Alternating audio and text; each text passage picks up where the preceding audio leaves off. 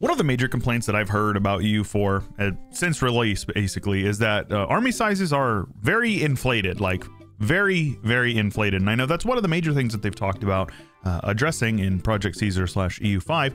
But what about addressing it in EU4? Nations like the Ottomans will start with, 30,000 troops, and in the late game will have well over 1 million.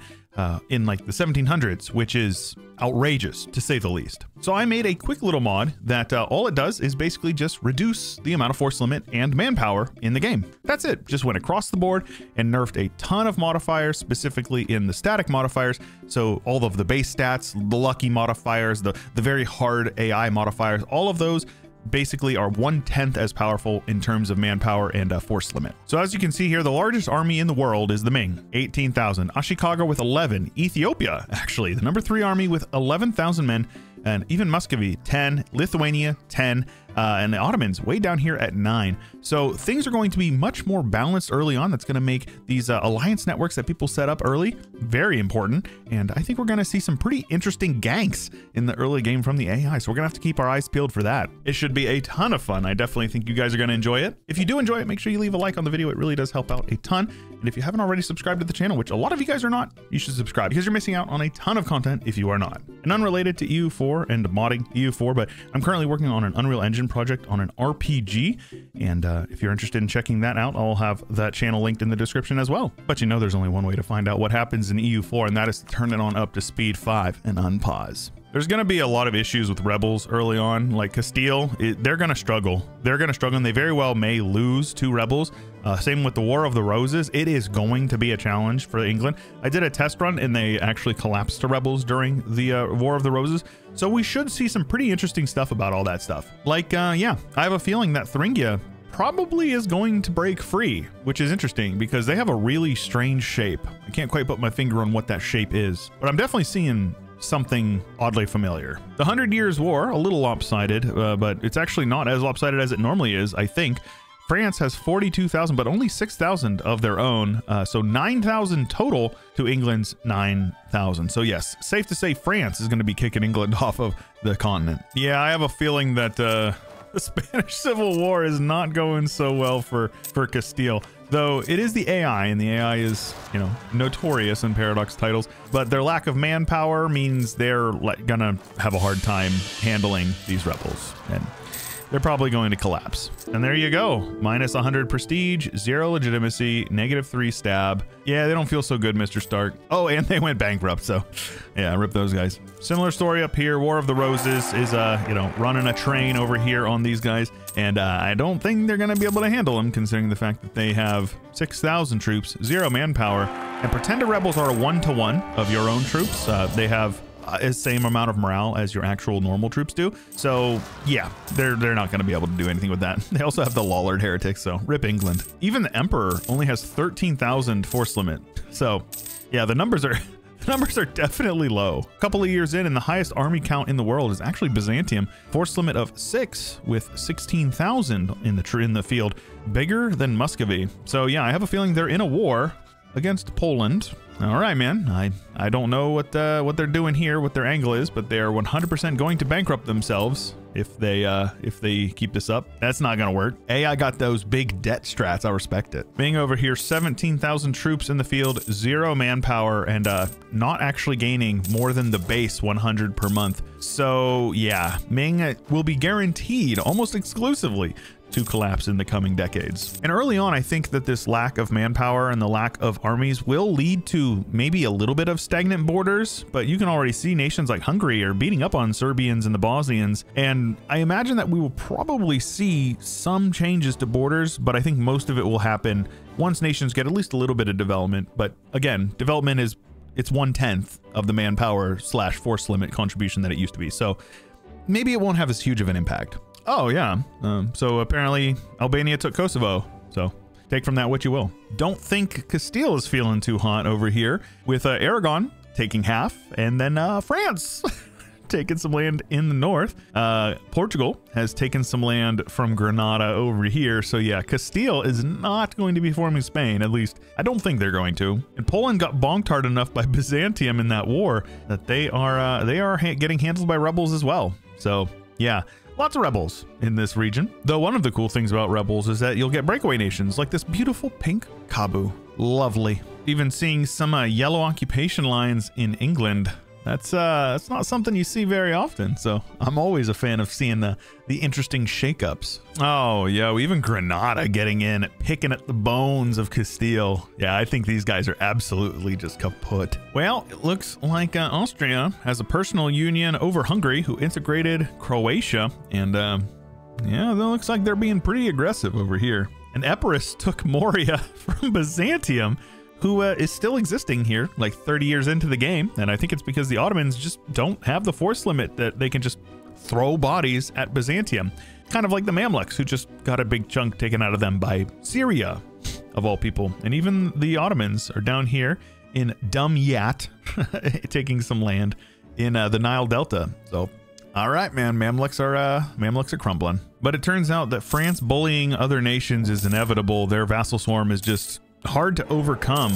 They're steamrolling through a lot of people and currently beating up on Aragon. So yeah, probably gonna take Catalonia if I had to guess. But hey, a big France early on, I think that could be pretty cool to see kind of an end game boss in Western Europe. And here we are, the beginning of the end for the Ming. I think that the Ming explosion is upon us, despite having positive mandate. It's not going to stay positive, especially with all of these occupations going on. Their devastation is going to be spiking, and they've got 31,000 troops, but I think they're spread a little thin. They've already got breakaways happening, so yeah, rip the Ming. And it looks like the Ottomans are just really struggling over here as well. I don't think they're having any issues with their decadence, so they're just going through some issues. They have a peasants' war apparently, and that will weaken them. They've only got 8K troops. I would love to see Byzantium get some clay. That would be so good. Well, ask and you shall receive. Apparently, Byzantium has taken back some land.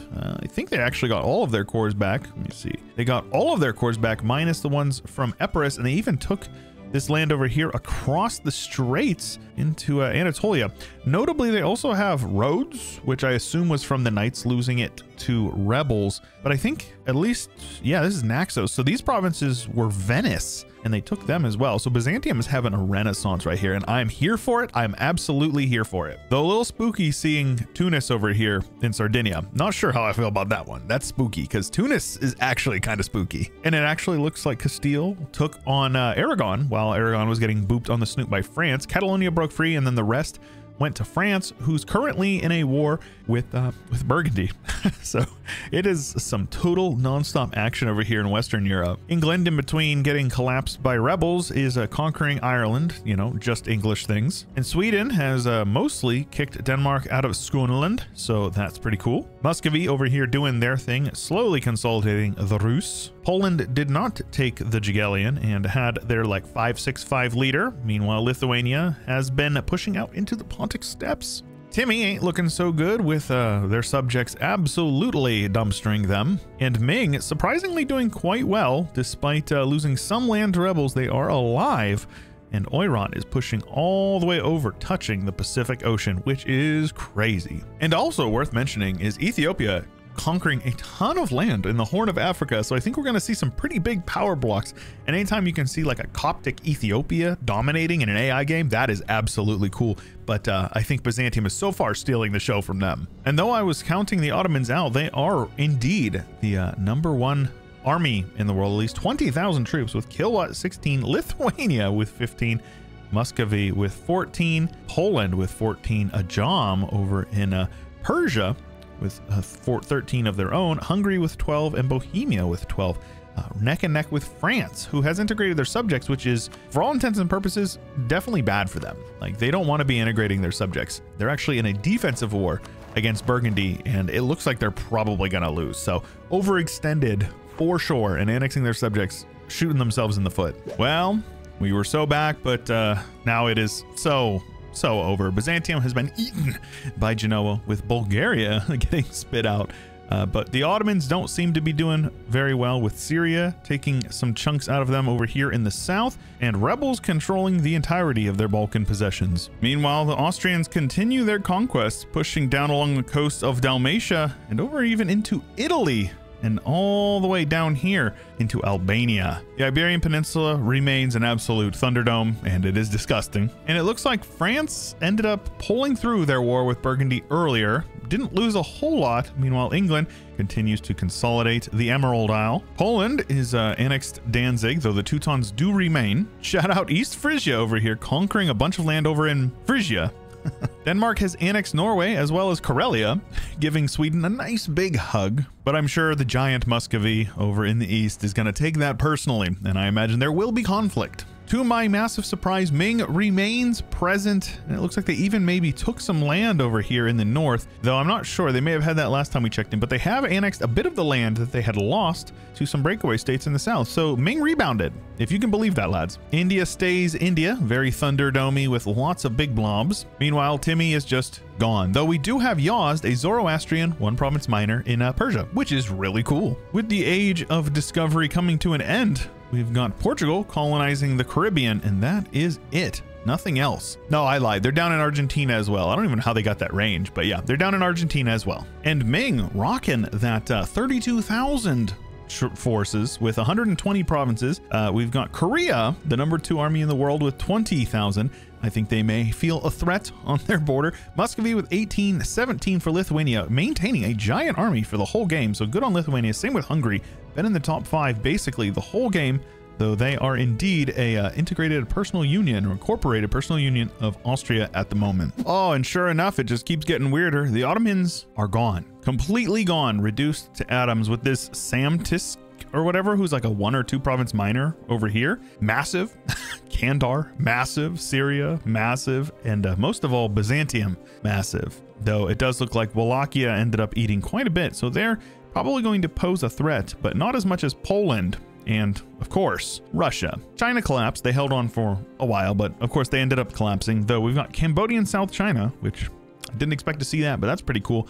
We also have perfect Korea, as well as Japan, who is united for the most part, even with Hokkaido and Sakhalin and over into Manchuria, a couple of provinces up here in the north, and they will have those perfect Japanese borders. VJ has completely imploded, with Bahmani seemingly being the big guy over here in India, though it is still too early to tell, and it's almost 1600. Though it is kind of funny seeing Sind migrating out of Sind over here, and now they're into, you know, southern Persia, though I'm very excited to see not Yazd, who is a Zoroastrian nation, getting a couple of extra provinces, though this is Russia. Russia decided to take this land down here, and they're all the way down into Basra, so kind of weird borders for them, but yeah, we're gonna have to keep an eye on that for sure. This region of the map is definitely gonna have some interesting outcomes. Ethiopia actually united the Horn and is looking super good, even pushing over into southern Arabia, so shout out Ethiopia, love to see that. Kilwa not looking so good, with Mombasa taking most of their land over here, and they are now exiled to inland over here in like Zanzibar area. No, this is Zanzibar. I actually don't know what this area is called. Zimbabwe, I think. Portugal is in the Cape, but they're also all over here in Peru. And then we've got Castile over in Brazil, the French over here in Colombia, and then North America is actually kind of a mixed bag with New Holland as well as Finland going for the Danes, and then we've got regular Holland over here with their capital. So there you go. That is the thing. But without a doubt, my favorite is this one. We have East Frisia colonizing the east coast of America. Because the lads went exploration ideas, I actually cannot believe it, and I love it. New East Frisia is definitely nothing that I have ever seen, but I am absolutely here for it, especially with the fact that they are entirely based out of Florida, which is hilarious. The occupation lines going on right now are actually due to the League War, because yes, the League War it's underway, and it is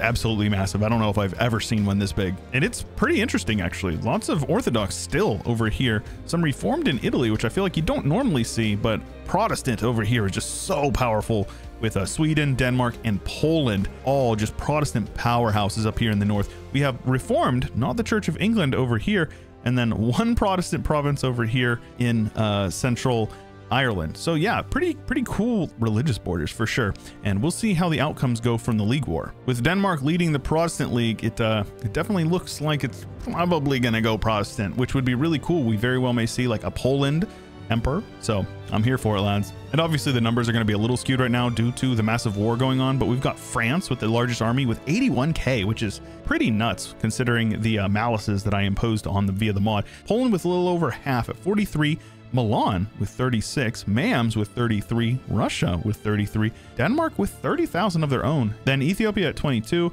Burgundy at 22, and then Byzantium with a little under 20,000. Very respectable. And over 100 years in, France is the #1 great power, almost 1,300 development, with Russia right behind them, and they are relentlessly pushing east.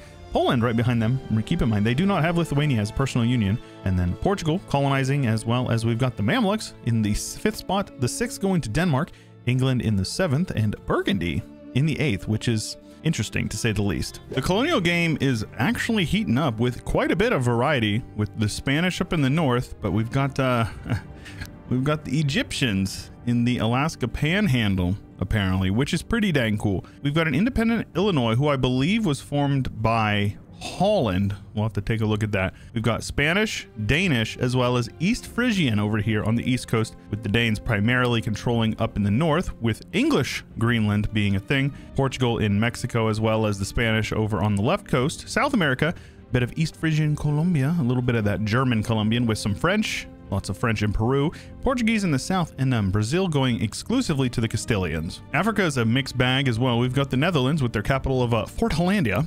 So there you go. And then the British, as well as the French, and the Portuguese, and the Castilians. So it's very varied. I'm a big fan of this. Australia, as well as NZ, both went exclusively to the Portuguese. And Ayutthaya making a name for themselves over here in Sumatra, with a Deccan forming by, who I assume was Bahmanis, but Malwa, Jaunpur, and Bengal, all three very spooky, and eyeballing Deccan, though it looks like Malwa may be the big dog in the area. Not as big as Transoxiana, though. Not as big as Russia, but that's not a surprise at all. Korea's looking good, but Japan not looking good. They've lost like a good portion of their land to this Usugi, as well as this Amago. Not looking very unified. But how about a comeback for the Mamluks, eating up Syria, as well as lots of land from the Samtsky people, though Georgia, goodness gracious, Georgia, holding back the tide that is the Rus. Though it needs to be said that the Byzantines are exclusively lesbians at this point. They are the only province that they own anymore, and Wallachia,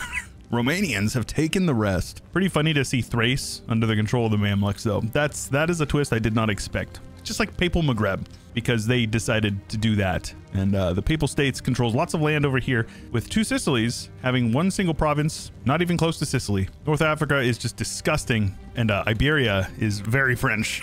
Very, very French. And that is only because Burgundy, who is united, is pushing into French territory. You'll notice that they've got 2 provinces that are French in 1444. So we're gonna have to keep an eye on that. We've also got the Danelaw over here with the Welsh independence. So it's just like, oh my gosh, I'm loving it. There's so much just crazy stuff happening, and I'm here for it 100%. The Swedes got eaten by the Danes, and it looks like the Danes are getting eaten by the Poles. So they're gonna be serving up pierogies here in Stockholm. Though without a doubt, my favorite thing so far is Ulm. Big, beautiful, sexy Ulm. The Protestants did end up winning with Stettin, the emperor of the HRE, though. Yeah, they're not going to be doing much, though. It is kind of funny seeing Wallachia and Bosnia over here in the HRE, members of the HRE. So that's pretty cool. It's actually a very big HRE, but clearly with all the disunity in the religion, they're not doing anything with it. Religiously, it's actually kind of similar to what it was before, though. There's quite a bit more Orthodox over here, pushing down all the way into the Gulf of Persia, and then northern Anatolia here with some Catholics and some Sunnis, all a bunch mingling over here. New World is mostly Protestant, with some Reformed over here in the Midwest, with a Catholic, the majority of the rest. Though you can't count out the Sunnis over here in Alaska. Very nice. Despite all the setbacks, we've got some pretty sizable force limits, almost 250,000 for the Mams, and we are heading into the Age of Revolutions before too long. Poland with 150, France with over 100, Malwa with over 100, Jaunpur with over 100, Transoxiana, Ayutthaya pretty close to 100, so that's pretty cool. France remains the #1 great power, with Russia right behind them, which I believe was what we saw last time as well. The Mams in the 3rd slot, though very respectable, and doing some colonization is definitely going to help them out. Portugal with their colonial empire in the 4th, Poland in the 5th, and remember, they did not have Lithuania. They've been independent solo since the beginning. Denmark, who's had a bit of ups and downs, and I think it's going to be mostly downs moving forward, because Poland everyone has set their sights on them. Transoxiana, the number 7 great power with almost 1,000 development. Didn't see that coming, but I'm here for it. Followed by Burgundy, another European nation who probably shouldn't exist considering the fact that they've got number 1 breathing down their neck, but they've taken land from number 1. So we'll see what happens with Burgundy. Well, things definitely look pretty weird to end this one off. The major one is Arabia has formed from the Mamluks.